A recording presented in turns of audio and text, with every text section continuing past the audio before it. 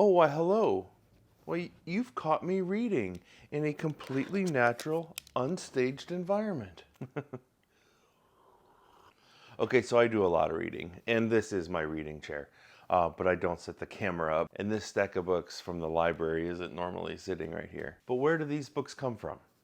These books come from recommendations that I get from you guys, and I get from other places on YouTube, from friends, from family. I get a lot of book recommendations. Reading is central to my personal character, and everybody who knows me knows this. So when they find a book that they enjoy, that they think I might like, they make it their business to tell me about it. And I am incapable of not adding it to my TBR if it sounds good. So I have very little restraint in that way. So these are just the current books that I have checked out from the library. That's 12 books checked out from the library just right now. There's no way I'm going to get to all of these before I have to take them back. Now, I've already read a few of these books, and you'll probably see some reviews coming out on this channel for a few of these, so keep an eye out for those. But we're not talking about these books today. But if I can't find a book at the library, I end up going to Amazon and adding it to a bookshelf that I have there. And whether I buy it from Amazon or Libris or Abe Books or whatever, that's where I keep a list of all the books that I want to buy. And that list is $2,000 long. And I haven't quite come to terms with the fact that I'm probably not going to get to all these books. It breaks my heart when I start to think about it, so I'm kind of in denial about that. So anyway, I'm here today to share the book recommendation love with you guys. I've put together 10 book recommendations that I think you're going to love. Stuff that maybe you've heard of, stuff that maybe you haven't, but all these choices are books that I personally love. So without further ado, let's get on with number 1. We're going to get weird right off the bat with a twisted, realistic, psychological dystopia. And for this category, I've chosen Oryx and Crake by Margaret Atwood. Margaret Atwood starts off her Mad Adam trilogy with this book. It is a profoundly weird possible future filled with plague and unethical use of technology. There's probably some trigger warnings in this book for those of you concerned with that, so keep that in mind. The rest of the trilogy wasn't quite as fun, but it was worth reading and it wrapped up very neatly in the end. Alright, the next category is another dystopia, so I'm getting both of the dystopian categories out of the way right up front. This is a dystopian novel based in the American West. And for this category, I've chosen The Postman by David Brin. This 1986 sci-fi novel was adapted into a movie in the 90s starring Kevin Costner. It was pretty well universally panned, but what didn't really work for the screen works really well in this novel. The character that Will Patton plays in the movie, his name is General Bethlehem. He's sort of this post-apocalyptic, self-appointed sheriff. In the book, he and his men aren't just like the mounted cavalry. They're actually mutants with enhanced strength. It's very 80s, and I absolutely love it. This is a fantastic book. It was a lot of fun to read, and I think for me, when I read this back in high school, it was one of the first dystopian novels that I'd ever read. Everything else that I'd read up until then had been utopian novels, and this is sort of the beginning of that shift. The next category is a New York City period piece. I thought about recommending Gollum and Genie, but I don't actually have that book. It's a great one, but the book that I've recommended is The Adventures of Cavalier and Clay by Michael Chabon. This is Michael Chabon's 2000 book about two Jewish Americans, Joe and Sammy, Cavalier and Clay. And they are artists living in New York City, and they get into the golden age of comics. And they've got their own unique superhero, The Escapist, and another one called Luna Moth.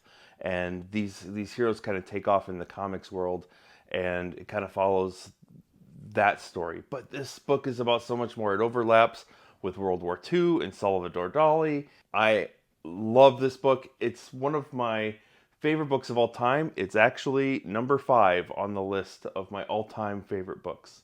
And it's my favorite Chabon book ever.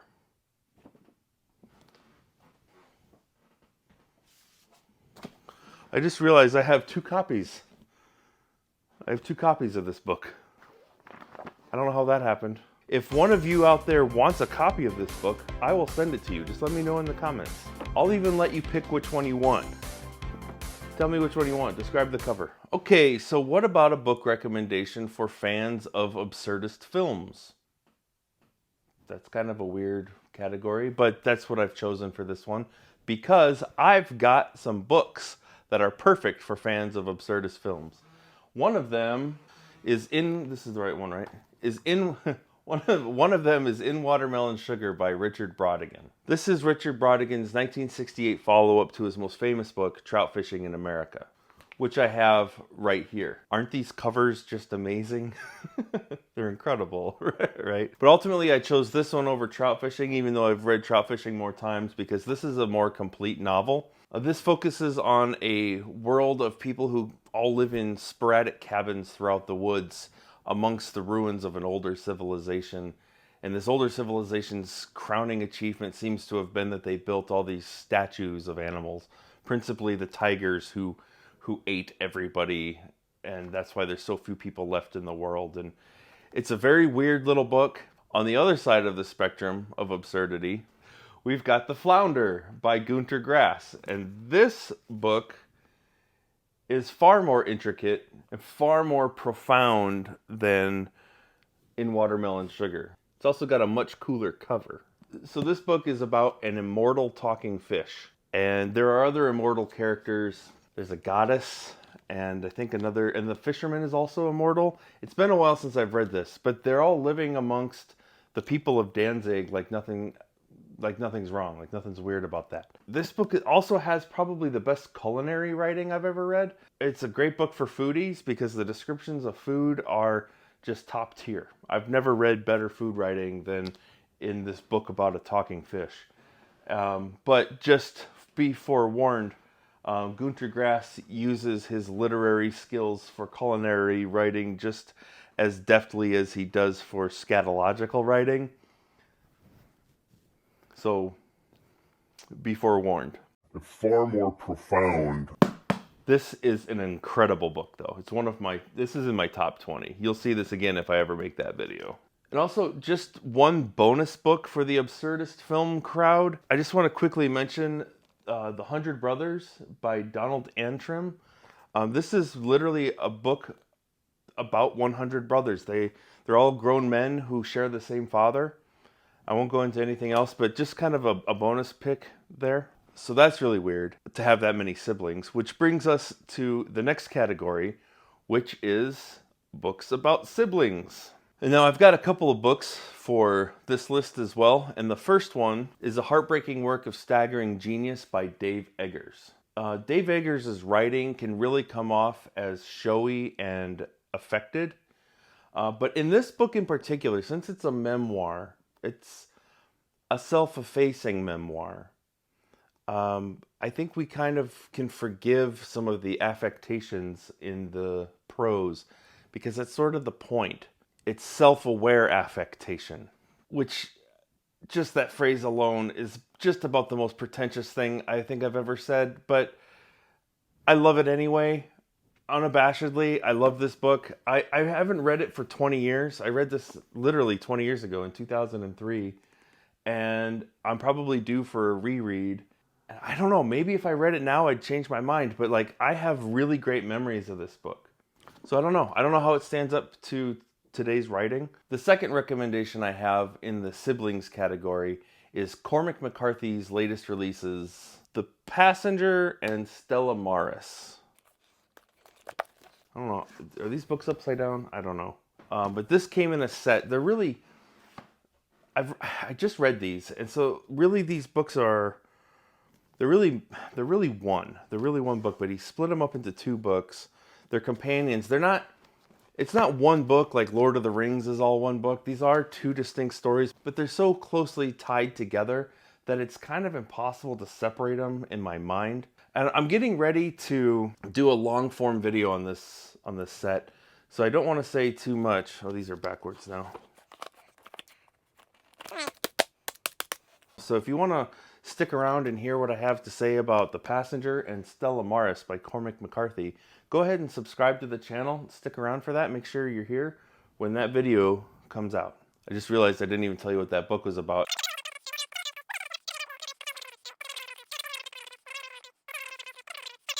I don't want to say anything else, so just stick around for the full-length video on that one. But that does remind me, I've got an Instagram account called Gronsky Books, and you can go over there and you can follow me and keep up with all the books that I'm currently reading, and you can see the stuff that I'm about to make videos on. You can read along with me. You can make book recommendations for me. We can read along. It can be our own little book club. I think that sounds fun. Anyway, okay, the next category is the Great American Family Novel. These happen to be some of my favorite books of all time. And the first one I'm going to talk about is East of Eden by John Steinbeck. And I know you've been recommended this book before. This is the American West saga with parallels to Cain and Abel. They put Cain and Abel right on the cover. It sort of gives away the whole thing. It was something that I figured out on my own when I first read it, but now they're putting it on the cover. This is not the copy that I first read. I felt clever when I figured out that it was a Cain and Abel allegory, but yeah, now it's brother killing brother on the cover. So you've been recommended this book before, so I've got another one. But real quick, if you've ever wondered if wilted lettuce can make you cry, it can, and that story is in this book. So if you want a recommendation that's a little less well known, why don't you check out The Man Who Loved Children by Christina Sneed. There's a whole family of characters here, but it principally follows the father, who's sort of an intolerable ass, and I think it's the eldest daughter, Louisa, who sort of sees through him as a fraud. This isn't the kind of book that you're gonna love, I don't think, but it's the kind of book that I think you can appreciate. That doesn't exactly sound like a rousing recommendation, but I do recommend it. It is very good. Christina Sneed is a hell of an author. When I say you're not going to enjoy this book, it's because it's a little oppressive. And there's a lot of books like that out there, and we love them anyway. We don't really love those books, but we can appreciate them, right? And I've got one more recommendation in this. So there's 3 books in this category, which is the most I put in any category. If I can find it here, this is Look Homeward, Angel by Thomas Wolfe. This is probably my second favorite book of all time. No dust jacket on this one. I'll maybe try to put a cover up here. This book was the abridged version. Thomas Wolfe's editor took the original manuscript for a book called Oh Lost, and he took 30,000 words out of it and published it as Look Homeward, Angel. I have not read Oh Lost, which has since been republished in its entirety, but that is definitely coming soon on this channel. I just learned about this. It's been out for a long time, but I just learned about it. I didn't know it even existed.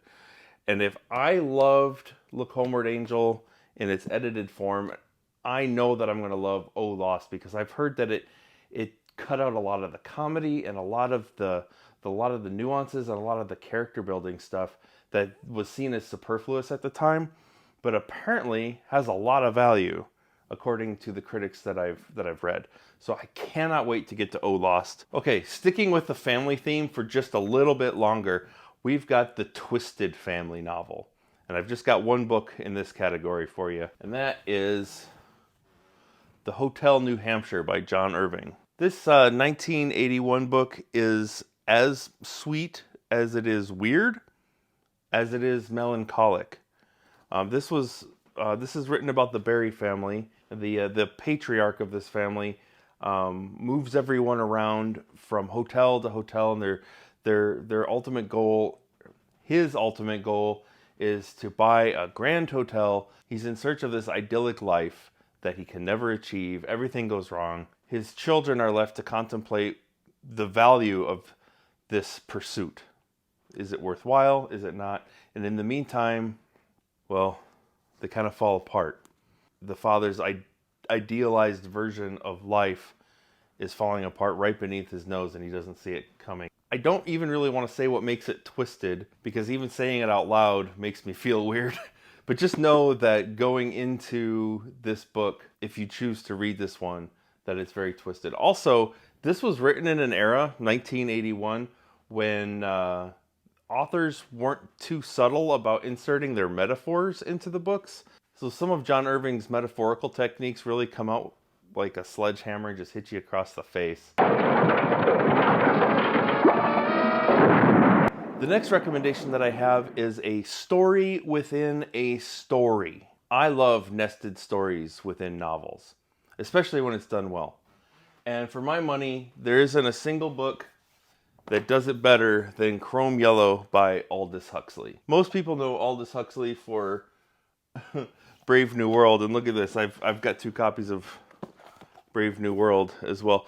I actually knew I had a second copy of this one because this includes Brave New World Revisited. If you want this, let me know in the comments and I'll send it to you. It's time to start pruning my bookshelves, I guess.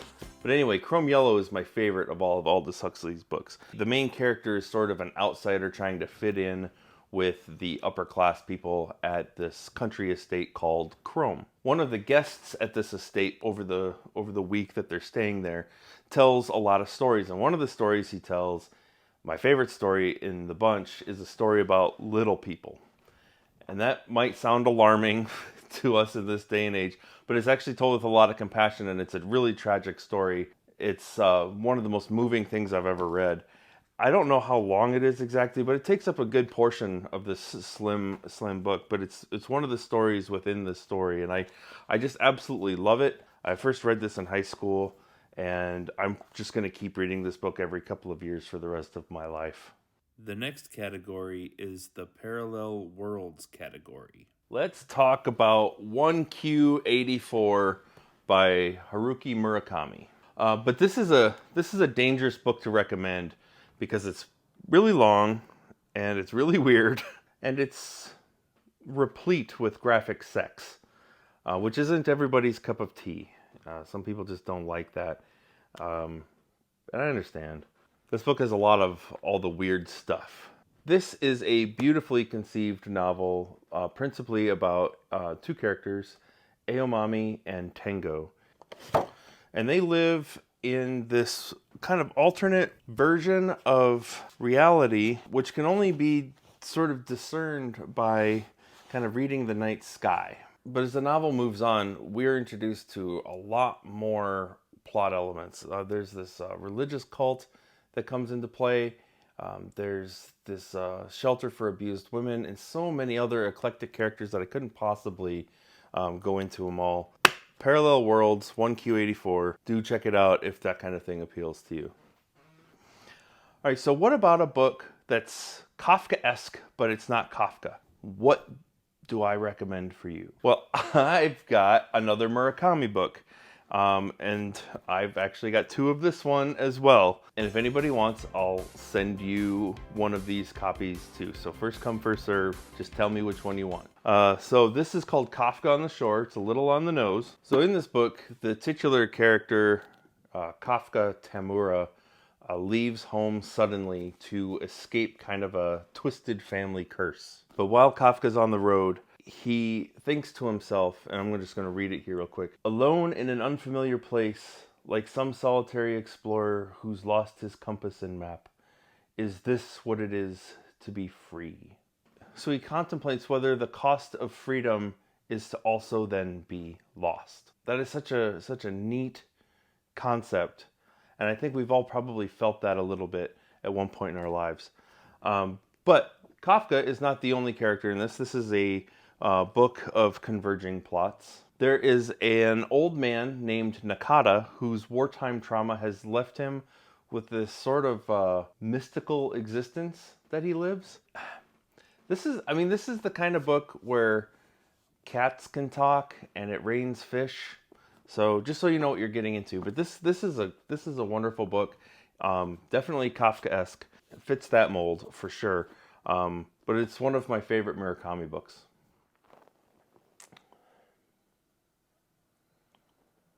Oh, hi. I hope you enjoyed those recommendations. If you would like to see a few more recommendations, there will be a video next week with 10 more. So stick around for that. So that'll about do it for today. We'll see you in the next one.